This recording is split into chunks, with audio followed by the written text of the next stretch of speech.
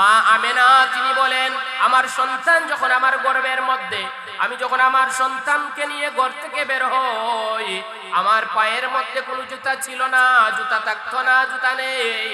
আমি আরবের বালুকণার মধ্যে যখন হাঁটাফেরা করতাম, আমার পায়ের নিচের মধ্যে যখন ধুলাবালি ইটের পড়া পড়তো, সাথে সাথে আল্লাহ সুবহানাহু ওয়া তাআলা সেই ইটের টুকরাগুলোকে, পাথরের টুকরাগুলোকে তুলায় পরিণত করে দিতেন। বলেন সুবহানাল্লাহ। মা আমেনা বলেন, আমি যখন ঘরের থেকে বের হতাম, আমার সন্তান মুহাম্মদুর রাসূলুল্লাহ সাল্লাল্লাহু আলাইহি ওয়াসাল্লাম আমার গর্ভের মধ্যে ছিলেন। সাধারণত পৃথিবীর মহিলাদের মাদের পেটের মধ্যে যখন বাচ্চা হয়, তখন তাদের পেটটা কিছু ভারী হয়ে যায়, পেটটা কিছু উঁচা হয়ে যায়, পেটটা কিছু বড় হয়ে যায়। মা আমেনা তিনি বলেন, আমার সন্তান যখন আমার গর্ভের মধ্যে, আমি স্বাভাবিক ছিলাম, আমার পেটটা বড় হয় নাই, শরীরটা ভারী হয় নাই। আমি যখন ঘর থেকে বের হতাম, গুনগুন গুনগুন কি যেন শব্দ শুনতে পেতাম।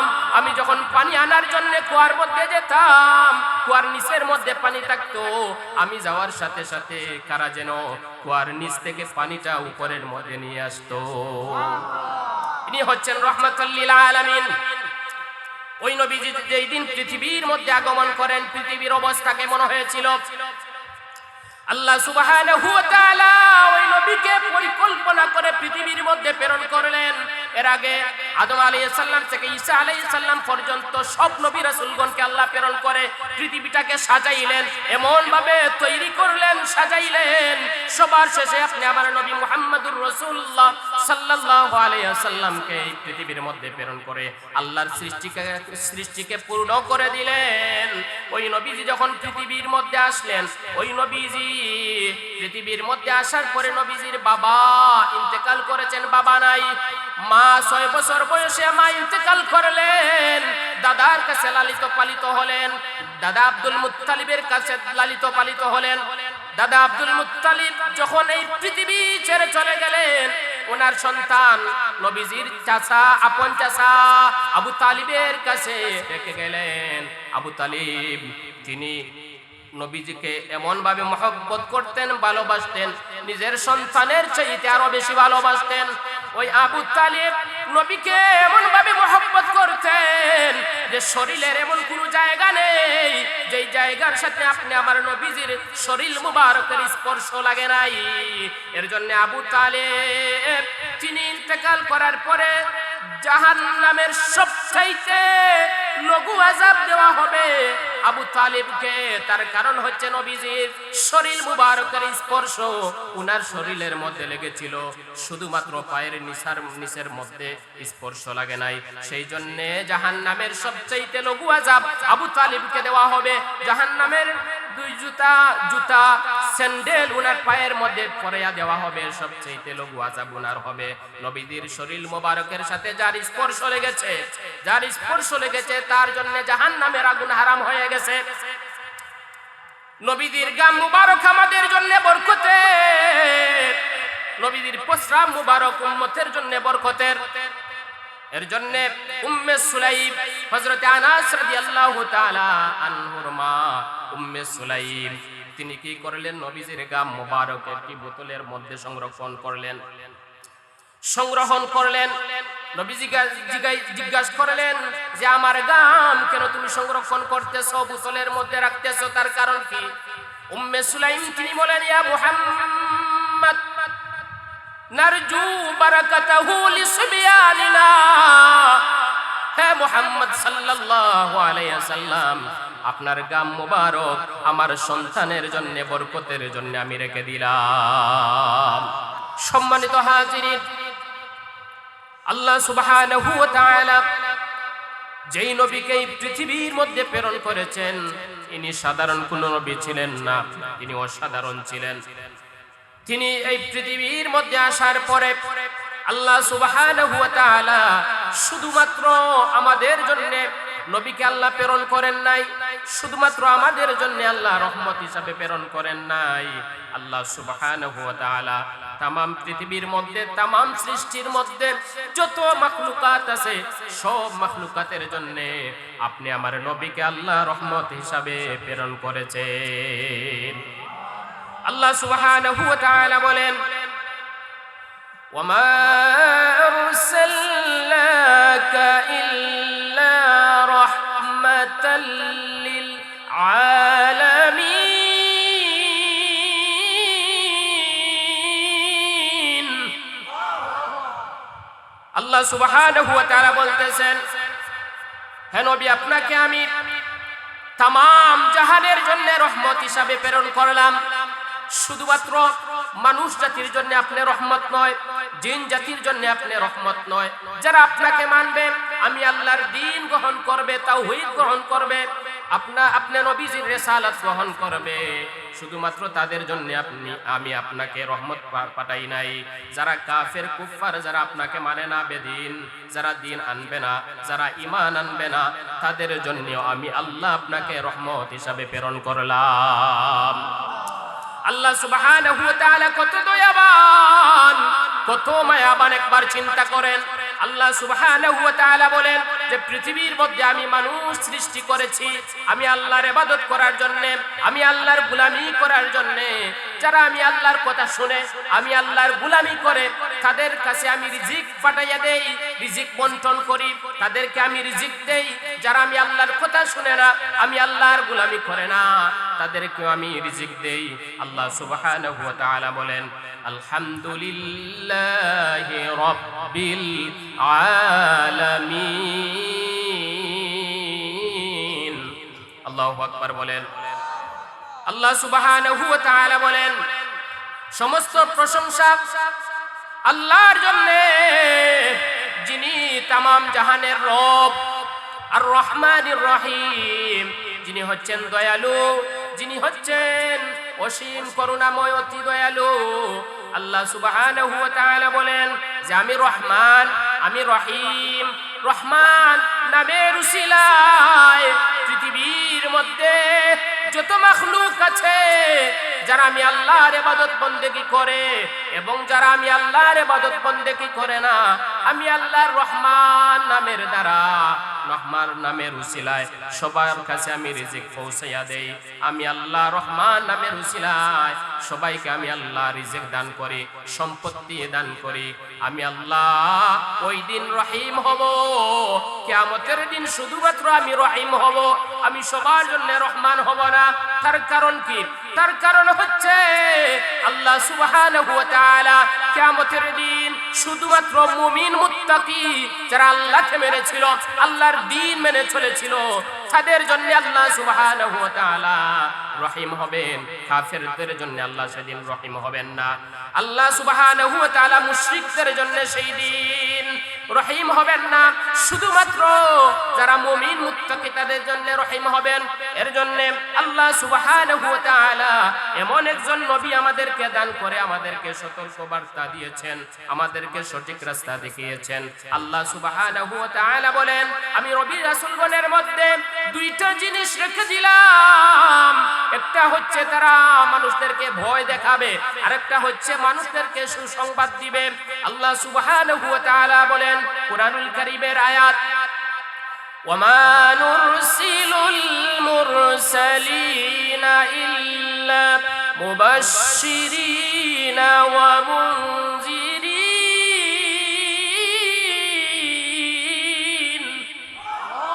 আল্লাহ সুবহানাহু ওয়া তাআলা বলেন, আমি দুইটা জিনিস নবী রাসূলগণের মধ্যে রেখে দিলাম, একটা হচ্ছে সুসংবাদ আর একটা হচ্ছে ভয়।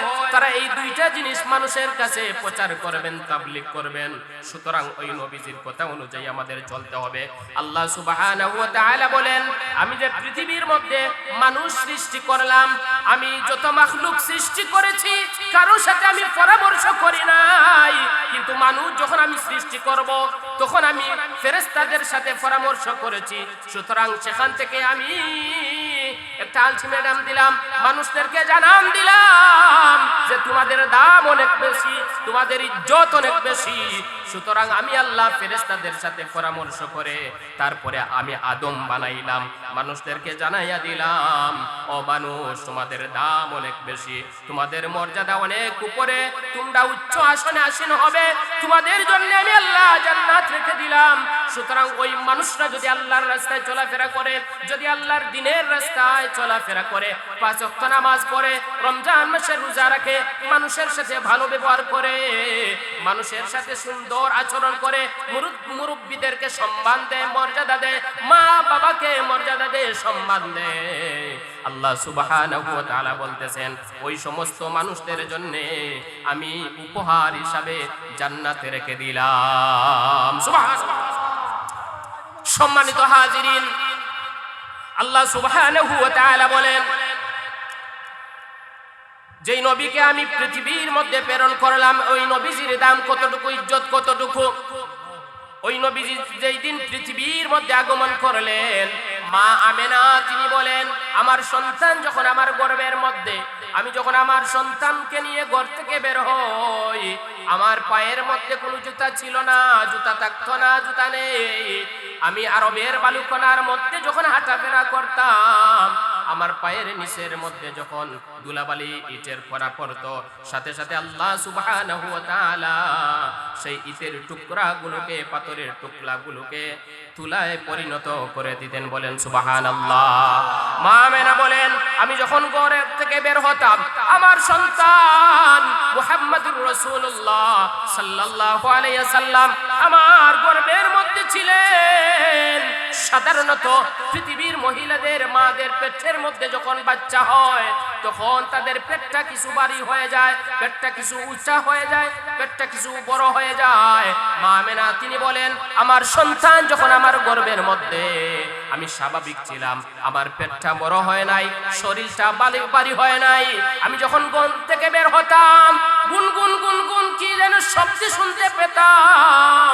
আমি যখন পানি আনার জন্য কুয়ার মধ্যে যেতাম, কুয়ার নিচের মধ্যে পানি থাকতো, আমি যাওয়ার সাথে সাথে কারা যেন কুয়ার নিচ থেকে পানিটা উপরের মধ্যে নিয়ে আসতো।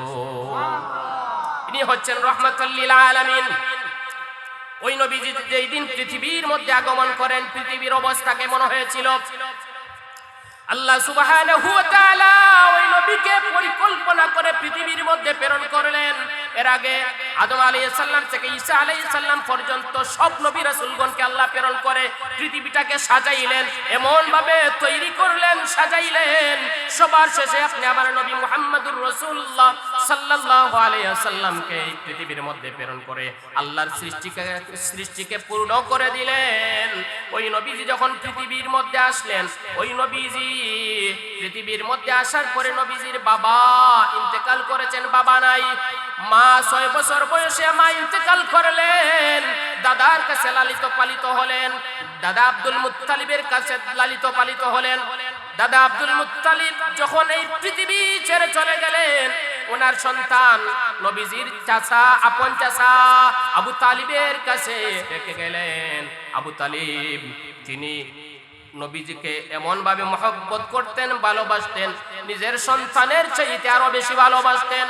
ওই আবু তালিব নবীকে এমন ভাবে মহব্বত করতেন যে শরীরের এমন কোনো জায়গা নেই যেই জায়গার সাথে আপনি আমার নবীজির শরীর মুবারকের স্পর্শ লাগে নাই। এর জন্য আবু তালিব তিনি ইন্তেকাল করার পরে জাহান্নামের সবচাইতে লঘু আযাব দেওয়া হবে আবু তালিবকে।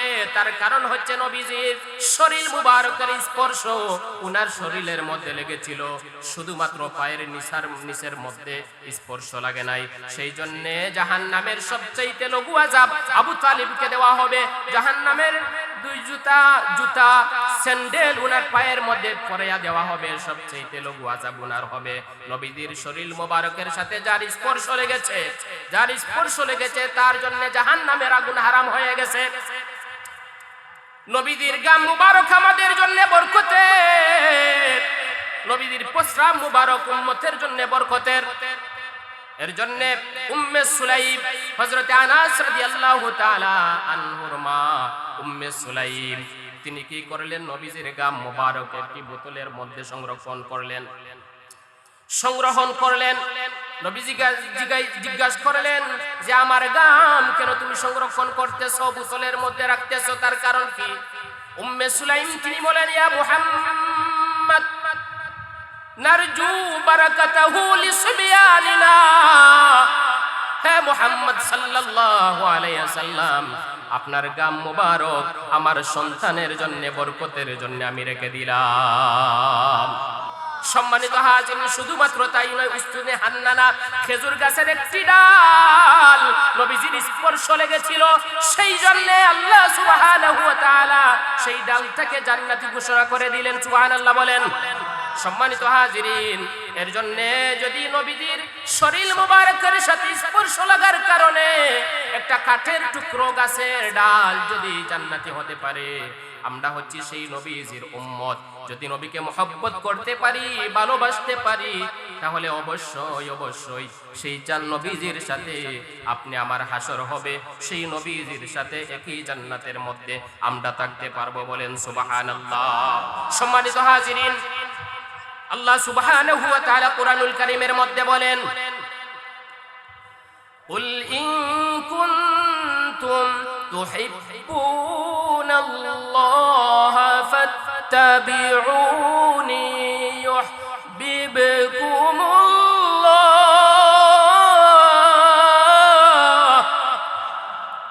ওয়া ইয়াগফির লাকুম যুনুবাকুম ওয়াল্লাহু গফুরুর রহিম। আল্লাহ সুবহানাহু ওয়া তাআলা বলতেছেন, কুল, হে নবী,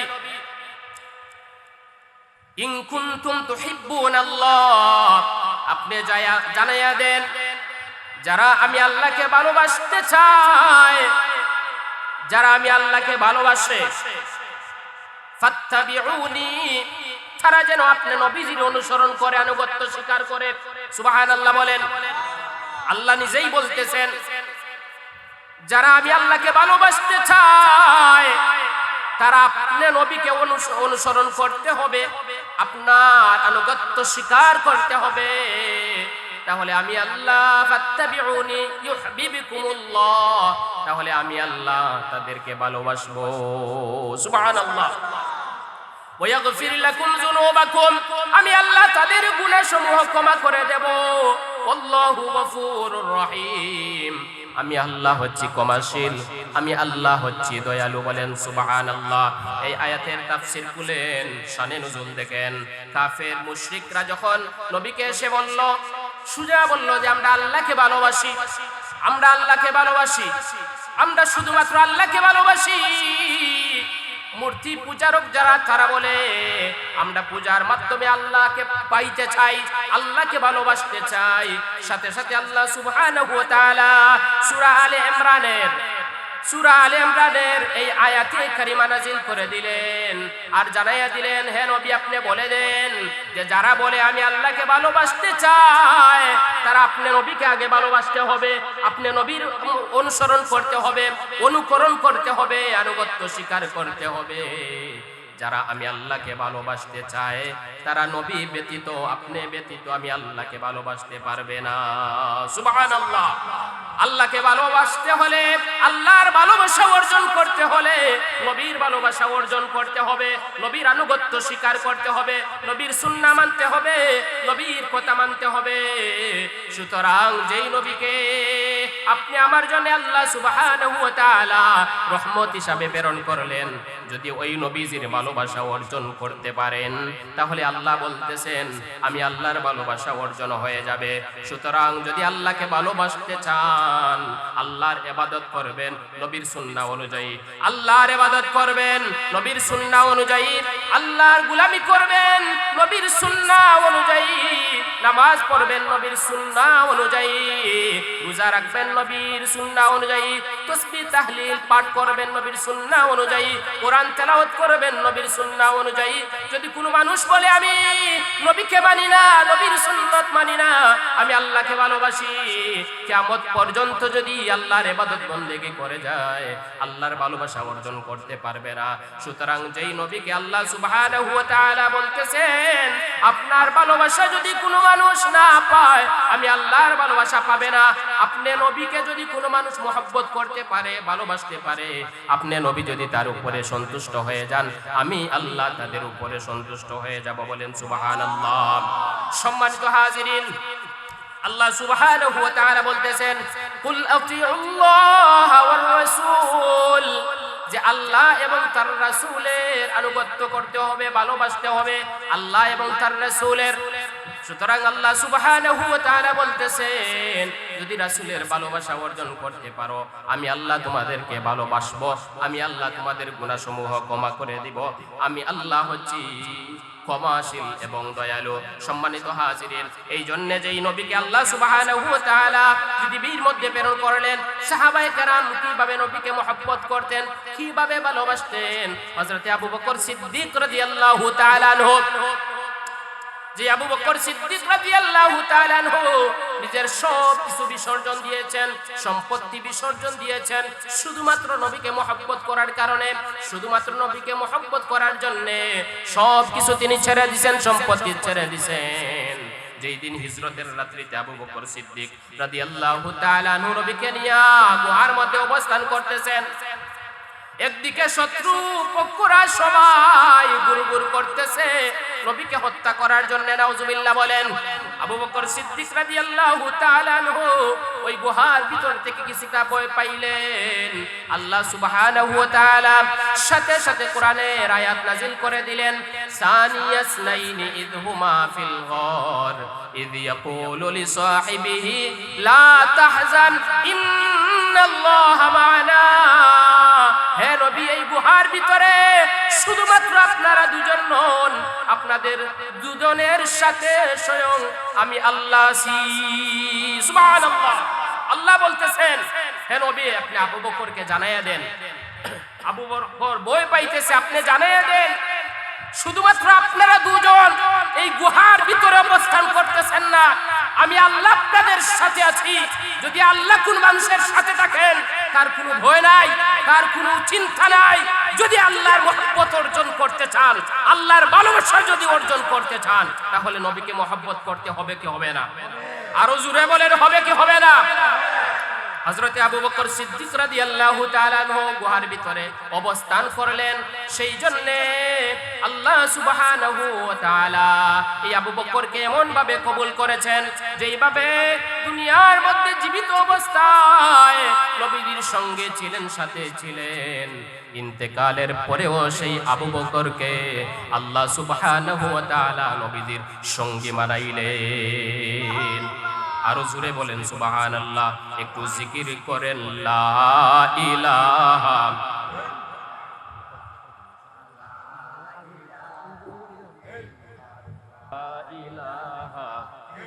আরো জোরে মহব্বতে জিকির করেন লা ইলাহা।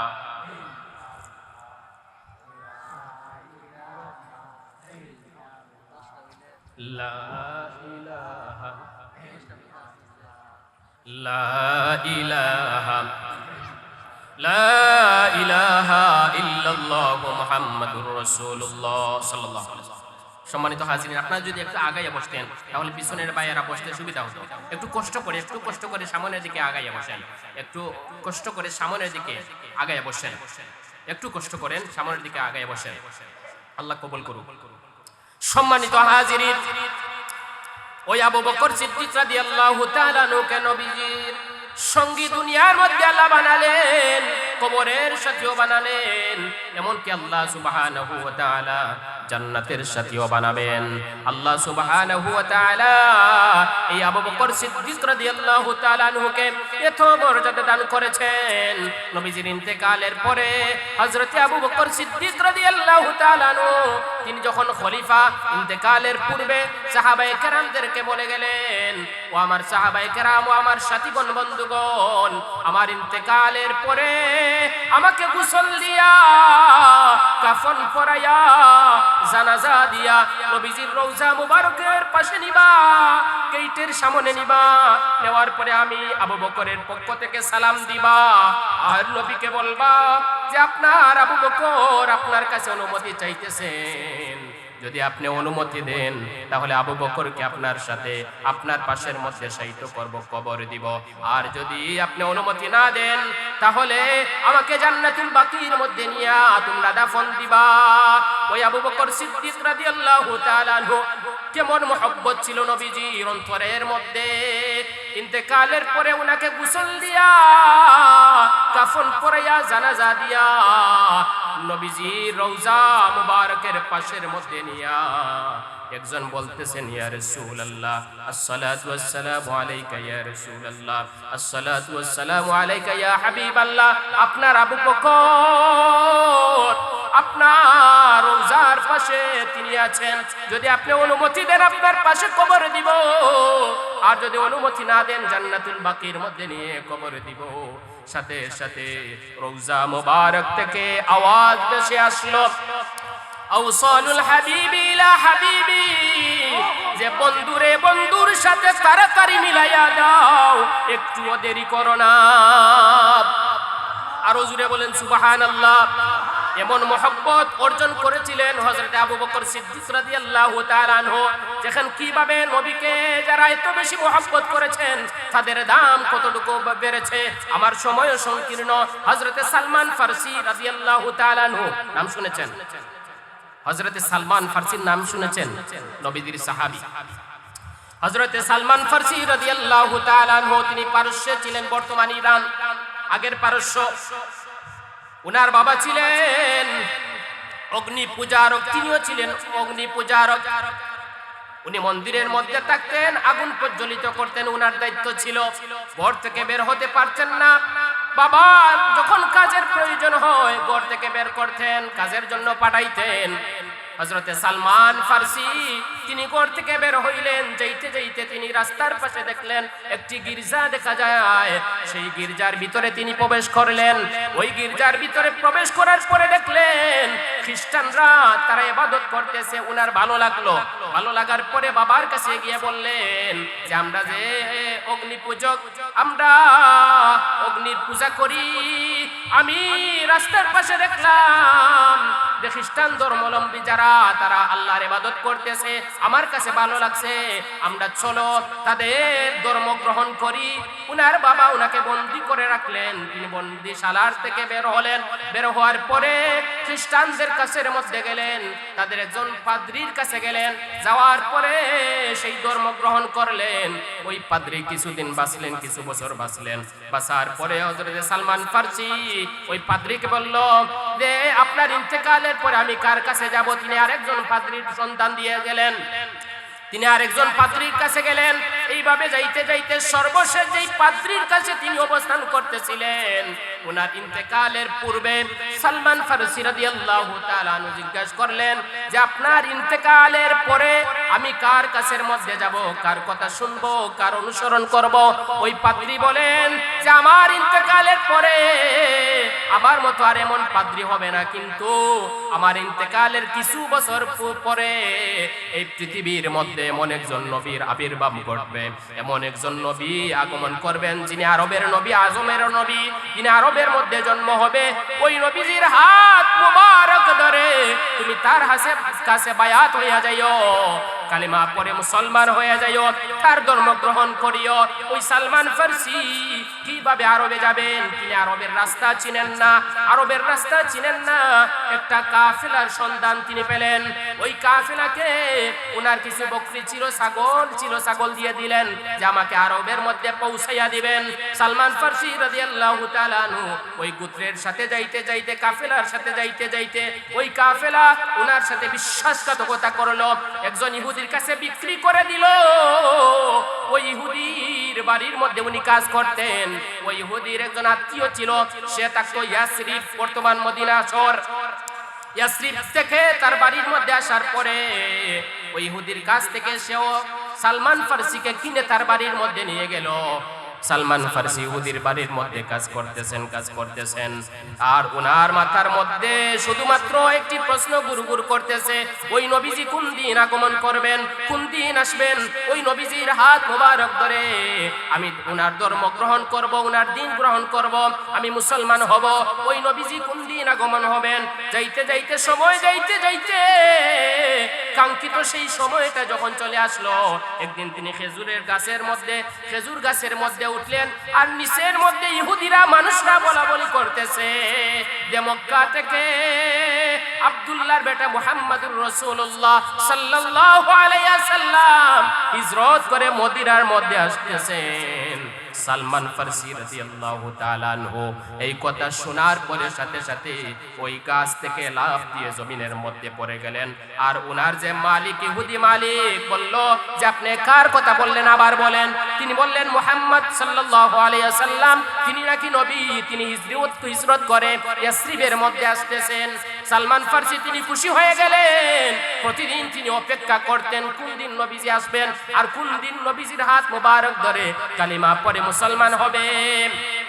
ওই নবীজি আস্তে আস্তে মদিনা শহর মসজিদে কুবার মধ্যে অবস্থান নিলেন। তার পূর্বে মসজিদে কুবার মধ্যে অবস্থান নেওয়ার পরে সালমান ফারসি রাদিয়াল্লাহু তাআলা আনহু প্রথম দিন ওনার যে খ্রিস্টান পাত্রী ছিল, ওই খ্রিস্টান পাত্রী তিনি বললেন ওই নবীকে কিভাবে তুমি চিনবে, তিনটা উপহার, তিনটা প্রশ্ন করবে, তিনটা কাজের মাধ্যমে ওই নবীকে তুমি চিনতে পারবে। প্রথম নম্বর হচ্ছে উনি সাদাকার মাল খাবেন না, যদি হাদিয়া উপহার দেন তাহলে সেই মালটা তিনি নেবেন। আর উনার দুই কাঁধ মুবারকের মধ্যখানের মধ্যে জোহরে নবুয়তের একটা চিহ্ন আছে। তুমি যদি দেখতে পারো এই তিনটা জিনিস যদি উনার মধ্যে পাও তাহলে তুমি বুঝবে উনি হচ্ছেন সত্য নবী। সালমান ফারসি প্রথম দিন কিছু সাদাকার মাল নিয়ে ওই নবীজির দরবারের মধ্যে গিয়ে হাজির হলেন। আল্লাহু আকবার বলেন। আর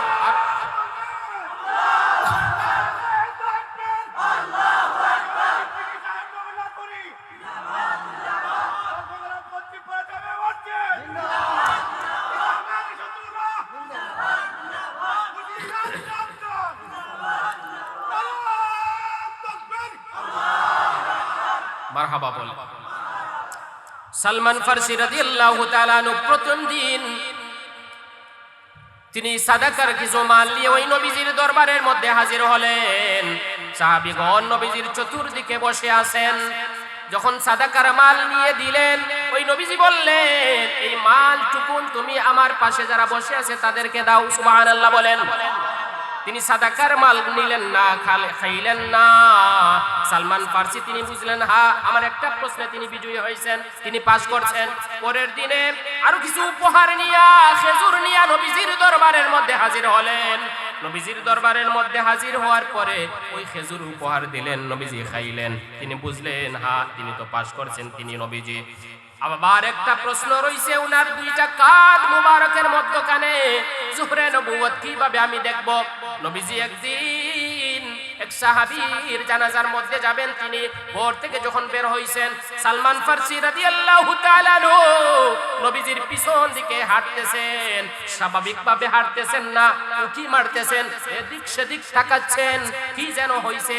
মানুষরা সাহাবায়ে কেরাম চতুর্দিকে আছে, সবাই বললেন ওনার কি হইছে, ওই ব্যক্তির কি হইল। কিন্তু নবী তো জানেন, নবী তো বুঝে ফেলছেন, নবী তো জানেন যে আমার পিছনে যেই ব্যক্তি সালমান ফারসি, সে তো আমার জোহরে নবুয়ত দেখার জন্য উকি মারতেছে। নবীজি বুঝে ফেললেন। বুঝার পরে সাথে সাথে নবীজির কাঁধ মুবারক থেকে চাদর মুবারক একটু নামাইয়া দিলেন। সালমান ফারসি জোহরে নবুয়ত দেখলেন, দেখার পরে সাথে সাথে নবীকে জড়াইয়া ধরলেন আর বললেন ইয়া রাসূলুল্লাহ, ইয়া হাবিবাল্লাহ, আমি হচ্ছি সেই ব্যক্তি। আমাকে পাদ্রী, খ্রিস্টান পাদ্রী বলেছিলেন আপনাকে তিনটা প্রশ্ন করার জন্য, এই তিনটা জিনিস আপনার মধ্যে পেয়েছি। আমার বেয়াদবি মাফ করবেন, আমি চেয়েছিলাম আপনার দুই কাঁধের মাঝখানের মধ্যে জোহরে নবুয়ত, সেই জোহরে নবুয়তটা আমি দেখার জন্য আমি দেখে ফেলেছি। আপনি সত্য নবী, আমাকে এই মুহূর্তে কালিমা পড়ে মুসলমান বানিয়ে দেন। সালমান ফার্সি মুসলমান হয়ে গেলেন, এইদিকে ইহুদির বাড়িতে কাজ করতেছেন, দাসত্ব করতেছেন। ইহুদি তো ছুটি দেয় না। ইহুদির কাছে গিয়ে বলল, আমি তো মুহাম্মদ সাল্লাল্লাহু আলাইহি সাল্লামের কাছে কালিমা পড়ে মুসলমান হইছি, আমাকে তুমি ছুটি দিয়ে দাও, তোমার বাড়িতে আমি আর কাজ করব না। ইহুদি একটা প্রশ্ন ছুড়ে দিল যে আমি এমনি ভাবে তোমাকে ছুটি দিব না, ছেড়ে দিব না, আমার শর্ত আছে, যদি আমার শর্তটা যদি মানতে পারো তাহলে আমি তোমাকে বিদায় দিয়ে দিব, নতুবা আমি তোমাকে বিদায় দিব না। সালমান ফার্সি বললেন, তোমার কি শর্ত আছে আমাকে বলেন। তিনি বললেন, ওই ইহুদি বলল যে আমার কাছে কিছু খেজুরের বিচি আছে, ওই খেজুরের বিচি তুমি রোপণ করবা, আর যেই দিন ওই খেজুরের বিচি থেকে গাছ হবে, গাছ হওয়ার পরে খেজুর পেকে পেকে পড়বে, পাকা খেজুর যেদিন আমি খাইব সেই দিন তোমাকে আমি মুক্ত করে দিব, এর আগে তোমাকে আমি মুক্ত করে দিব না। এই ঘটনায় সালমান ফার্সি তিনি খুব কষ্ট পেলেন, দুই চোখ দ্বারা জোর জোর করে পানি পড়তেছে। নবীজির দরবারের মধ্যে গিয়ে হাজির হইলেন, বললেন, ইয়া রাসূলুল্লাহ, নবী গো, আমার মন চায় সব সময় 24 ঘন্টা আপনার সামনে আমি বসে থাকি, আপনার চেহারা মুবারকের দিকে তাকিয়ে থাকি, কিন্তু আমি যার বাড়িতে কাজ করি ইহুদি তো আমাকে ছেড়ে দেয় না, ছুটি দেয় না, আমাকে শর্ত দিয়েছে। নবীজি বললেন, কি শর্ত? সালমান ফার্সি বললেন, খেজুরের বিচি দিয়েছে, ওই খেজুরের বিচি যেই দিন রোপণ করব, রোপণ করার পরে গাছ হবে, গাছ থেকে খেজুর পেকে পেকে জমিনের পড়বে, সেই দিন সে আমাকে মুক্ত করে দিবে, এর আগে সে মুক্ত করে দিবে না। নবীজি বললেন, ও আমার সাহাবায়ে কেরাম, ও আমার আলী, চলো আমার সাথে চলো। ওই ইহুদির বাড়ির মধ্যে গেলেন। সালমান ফার্সি ঘরের দরজার মধ্যে গিয়ে বললেন যে, মালিক আপনি ঘরে আছেন কিনা? তিনি বললেন, আমি ঘরের মধ্যে আছি। যে আমার সাথের মধ্যে নবীজি এসেছেন, আপনাকে ডাকতেছেন। যে কেন ডাকতেছেন? যে আপনার সাথে কথা আছে, যে কথা হবে পরে, আগে আমি যে শর্ত দিছি সেই শর্তটা আগে পূরণ করেন। শর্তটা কি? খেজুরের বিচি রোপণ করো, যেই দিন গাছ হবে সেই দিন আমি তোমাকে মুক্ত করে দিব, এর আগে আমি মুক্ত করে দিব না। নবীজিকে গিয়ে বললেন, নবীজি বললেন, সালমান ফার্সি যাও, এই ইহুদি ব্যক্তির কাছ থেকে তুমি খেজুরের বিচি নিয়ে আসো। আর ওই ইহুদির স্ত্রী খুব চালাক ছিল, এই খেজুরের বিচিগুলা সিদ্ধ করে দিছে, যাহাতে কিয়ামত পর্যন্ত ওই বিচি থেকে গাছ না উঠে। নাউজুবিল্লাহ বলেন। সিদ্ধ করে দিছে। সালমান ফার্সি সংক্ষিপ্ত করে বলতেছি, সময় খুবই সংকীর্ণ। ওই বিচি নবীজির কাছের মধ্যে দিলেন, হাতের মধ্যে দিলেন, আর নবীজি হাতের মধ্যে নিয়ে সব কিছু বুঝে ফেললেন। আকাশের দিকে তাকালেন, সালমান ফার্সিকে বললেন, বালতি নাও, বালতির মধ্যে পানি নাও। হযরত আলীকে বললেন যে রোপণ করো, গর্ত করে দাও, আমি নবীজি আজকে রোপণ করব। ওই নবীজি সালমান ফার্সি পানি ডালতেছেন, একদিকে আলী রাদিয়াল্লাহু তাআলা আনহু গর্ত করতেছেন, আর স্বয়ং নবীজি উনার বরকতি হাত মুবারক দ্বারা বিচি রোপণ করতেছেন। নবীজি বললেন, যতক্ষণ পর্যন্ত আমি বলবো না পিছনের দিকে তাকাও, তোমরা পিছনের দিকে তাকাবা না। আমি নবীজি যখন বলবো পিছনের দিকে তাকানোর জন্য, তখন তোমরা পিছনের দিকে তাকাইবা। ওই নবীজি খেজুরের বিচিগুলা রোপণ করলেন। রোপণ করার পরে সবাইকে বললেন, চোখ বন্ধ করো। চোখ বন্ধ করলেন, আকাশের দিকে মাথা তুললেন, আর বললেন, ও আমার সাহাবায়ে কেরাম, পিছনের দিকে তাকাও। যত সাহাবী উপস্থিত ছিলেন, ঘরের ভিতর থেকে ইহুদি এবং উনার স্ত্রী ভিতর থেকে সব কিছু দেখতেছে। নবীজি বললেন, পিছনের দিকে তাকাও।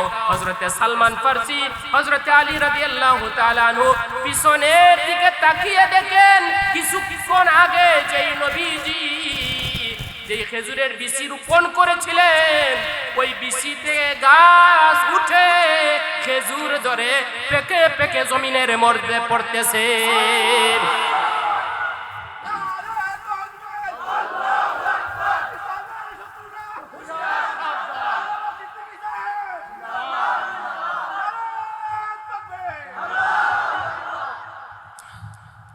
ইনি হচ্ছেন নবী,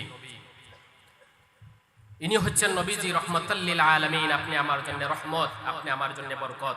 যারা ভালোবেসেছিল সাহাবায়ে কেরাম, নবীকে এত বেশি মহব্বত করেছিলেন, এত বেশি ভালোবেসেছিলেন, এর জন্য আল্লাহ সুবহানাহু ওয়া তাআলা তাদেরকে রাদিয়াল্লাহু আনহুম ওয়া রাদু আন কুরআনুল কারীমের মধ্যে বলেছেন যে আমি আল্লাহ তাদের উপরে সন্তুষ্ট, তারাও আমি আল্লাহর উপরে সন্তুষ্ট।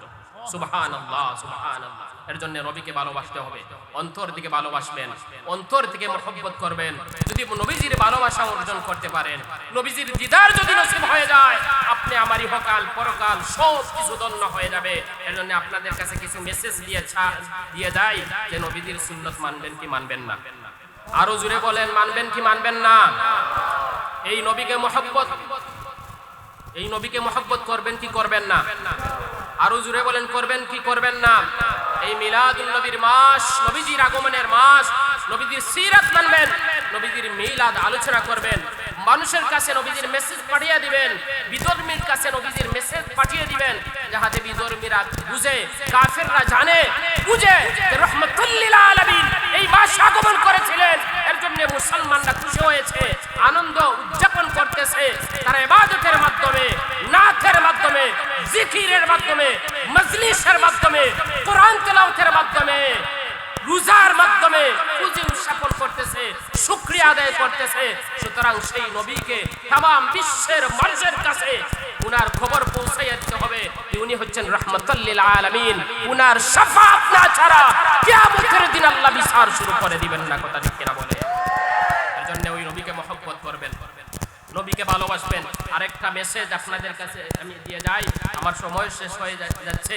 যে হিজবুত তাওহীদ নামে একটি সংগঠন আছেন, যুবক ভাইরা নাম শুনছেন? যারা মোবাইল ইউজ করেন আপনারা নাম শুনছেন না? হিজবুত তাওহীদ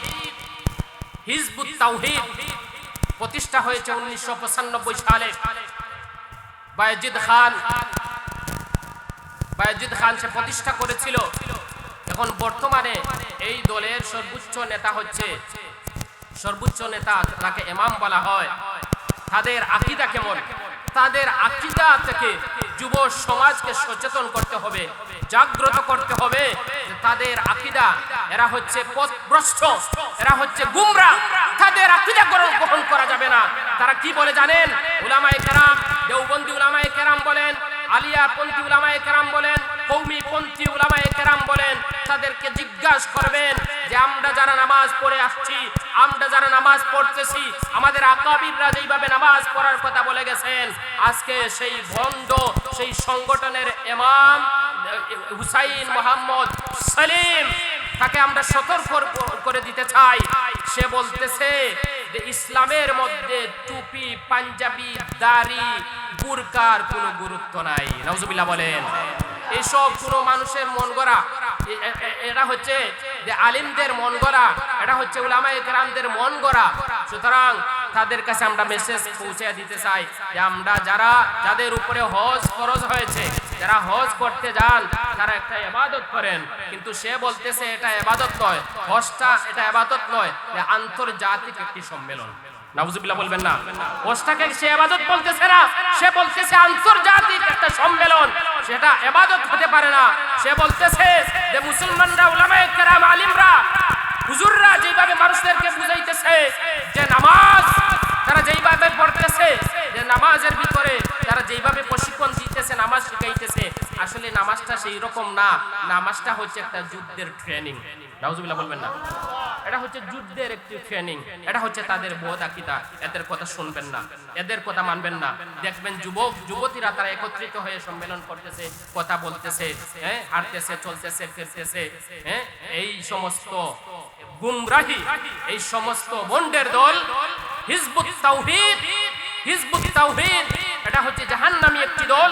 এই কথা শুনবেন না, এদের কথা মানবেন না। যুব সমাজকে জাগ্রত করবেন, হুঁশিয়ার করবেন যে এদের কথা মানা যাবে না, এদের কথা শোনা যাবে না। সবাই সচেতন হতে হবে। আমরা সবাই সচেতন হব তো ইনশাআল্লাহ। আরো জোরে বলেন, সচেতন হব তো ইনশাআল্লাহ। এরপরে আরেকটি কথা বলে যাই যে কাদিয়ানি এই সমাজের বন্ড একটি সংগঠন। এই কাদিয়ানির মাল ছোবেন না, ধরবেন না, তাদের কথা মানবেন না, শুনবেন না। তারা বলতেছে মুহাম্মদুর রাসূলুল্লাহ সাল্লাল্লাহু আলাইহি ওয়াসাল্লাম শেষ নবী নয়, কিন্তু নবীজি বলতেছেন আনা খাতামুন নাবিয়্যিন লা নাবিয়্যা বাদি, যে আমি হচ্ছি শেষ নবী, আমার পরে আর কোনো নবী আসবেন না। কিন্তু তারা বলতেছে গোলাম আজম নাকি শেষ নবী। নাউজুবিল্লাহ বলবেন না, গোলাম আজমকে তারা শেষ নবী বলে। কাদিয়ানি থেকে সতর্ক হতে হবে। এরা পয়সার মাধ্যমে মানুষকে কিনে নেয়, এরা মানুষদেরকে খ্রিস্টান বানাচ্ছে, মুসলমান থেকে বের করে দিচ্ছে, মুসলমান থেকে খারিজ করে দিচ্ছে। তারা আমাদের কালিমা চুরি করেছে, এমনকি তারা আমাদের নবীকে শেষ নবী স্বীকার করে না, শেষ নবী মানে না। এরা কোনোদিন কাদিয়ানি, এরা কোনোদিন আল্লাহপন্থী দল হতে পারে না। এরা হচ্ছে জাহান্নামী দল, এরা হচ্ছে বেঈমান, এরা হচ্ছে মুনাফিক, বন্ডের দল। এদের কথা শুনবেন না, কথা ঠিক কিনা বলেন?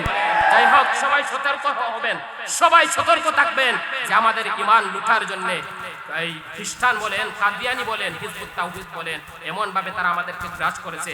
আমাদের সুনামগঞ্জে তাদের সংগঠন হয়ে গেছে।